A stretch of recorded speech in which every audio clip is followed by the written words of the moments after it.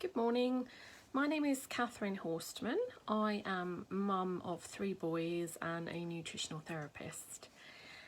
Sammy has been doing these nutrition hours for Active in Redbourne these past few months. She's unavailable to talk this week and next, so I'm hopping in to talk to you on the topic of my specialism, which is helping mums with depression, anxiety, low mood and general overwhelm. So this week I'm going to talk to you for a short period about the link between food and mood, because there is a very strong one. And I will be focusing next week on the more lifestyle aspects, which absolutely go hand in hand.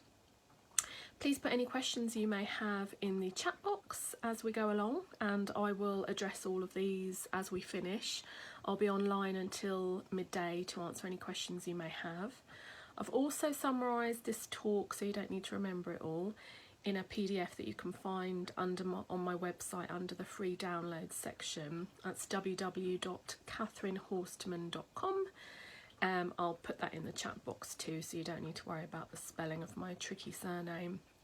I'll put my social media pages in there as well for your interest. Low mood affects us all. Sometimes it's triggered by a particular situation or a set of circumstances like those we've found ourselves in for the last however many weeks. I've lost count now. But sometimes low mood and depression can be a number of things, like an imbalance of hormones, a blood sugar imbalance, something going on in your gut, maybe low iron levels, a sluggish thyroid is very common, and this is just to name a few. This is not just my belief, this is very much supported by science. If one of our systems in our body is out of balance, it affects all of the others. Depression in particular affects far more women than men statistically, and that's mainly due to the various hormonal fluctuations that we go through during our lifetime. Menstruation every month, for most people, pregnancy maybe more than one, and then the menopause. Our body and mind are completely interconnected, and food can alter our brain chemistry. I've got so many tips that I want to give you to try and help with low mood, but I've condensed it down to my top 10 tips. So number 1 is balancing your blood sugar levels by minimising your sugar intake. High sugar intake has been linked to disrupting dopamine levels, and dopamine's something we want in abundance because it's involved in pleasure, and who doesn't want more of that? Eating protein with your meals will help any blood sugar spike. So when your blood sugar goes high, it's going to crash afterwards, and that's going to affect your mood. So protein just sort of buffers that effect. Protein contains amino acids, and they are the building blocks of neurotransmitters, which are little chemicals in our brain that are essential for our mood. So aim for things like eggs, chicken breast, cup of lentils, natural yogurt, pumpkin seeds. The general rule is about, unless you're doing a lot of intensive exercise or you're pregnant or things like that, about 1 gram of protein per kilogram of your body weight. Number 2, keep an eye on your iron levels. If you feel intensely fatigued or washed out, do get your GP to check your iron levels, including your ferritin, which is your storage iron. Particularly if you have heavy periods each month, and you're vegetarian or vegan, you're at slightly greater risk of your iron levels becoming suboptimal. And suboptimal is important as well as anemic. You know, even if you're not anemic, maximise your iron-rich foods to help your energy levels and your general vitality and mood. Soybeans are actually one of the very richest sources of iron. They're very good in casseroles and soups and so on. Dals, I use them a lot.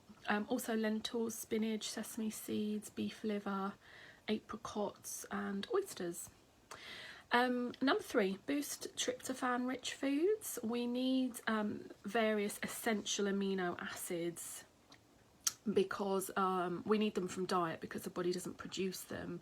and one of these is tryptophan. It's really important for mood because it helps us make serotonin, which is a neurotransmitter most people have heard of. It's involved in happiness and pleasure generally. So maximise those tryptophan rich foods to increase the availability of serotonin. So once again, eggs, soy foods, organic soy foods, spirulina, very good in juices and smoothies. Just mix it a half teaspoon in, you won't taste it.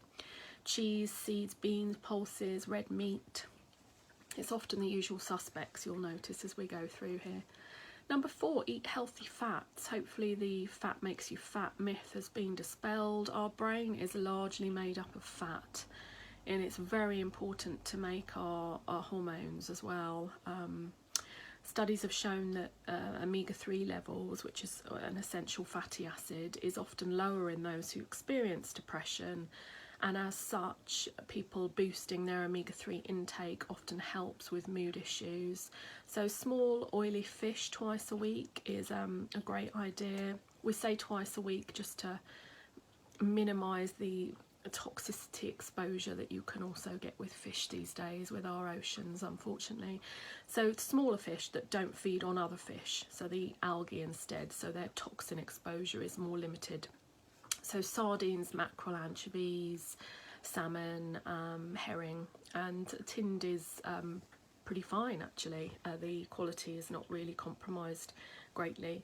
Olive oil, avocados, walnuts, seeds, flax seeds in particular. Next thing is look after your gut. There is such a strong connection between our gut bacteria and our brain. We are largely bacteria. I believe we have more bacteria in our body than we do actual cells. Our vagus nerves links our gut and our central nervous system.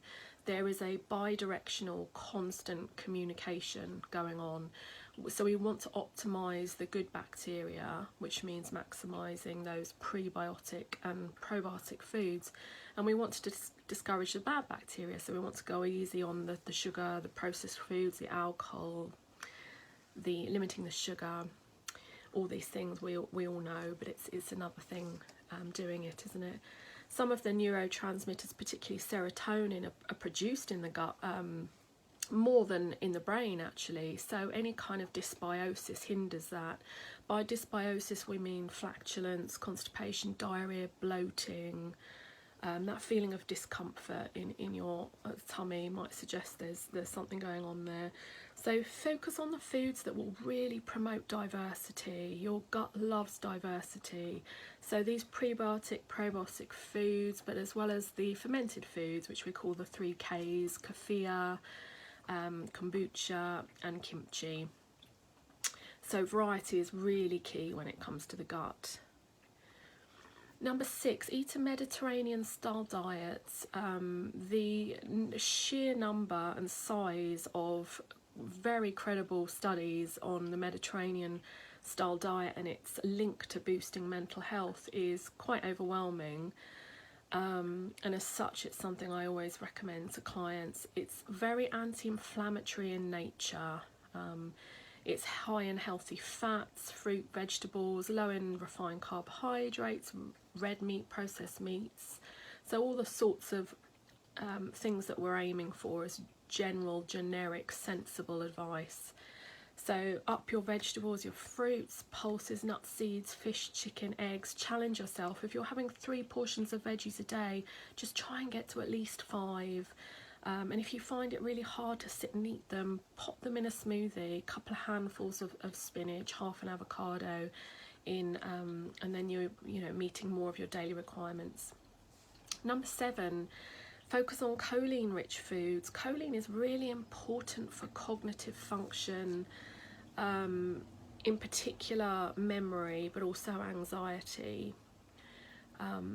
Eggs are particularly good once again for choline and are also a complete source of protein. So if you're not vegan, you eat eggs, then definitely good to have a couple of those each day.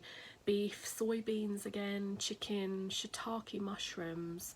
Mushrooms are good, shiitake are the best for choline. And did you know also, if you leave your mushrooms on the windowsill or in some form of direct sunlight, it increases the vitamin D content as well, which is an added bonus.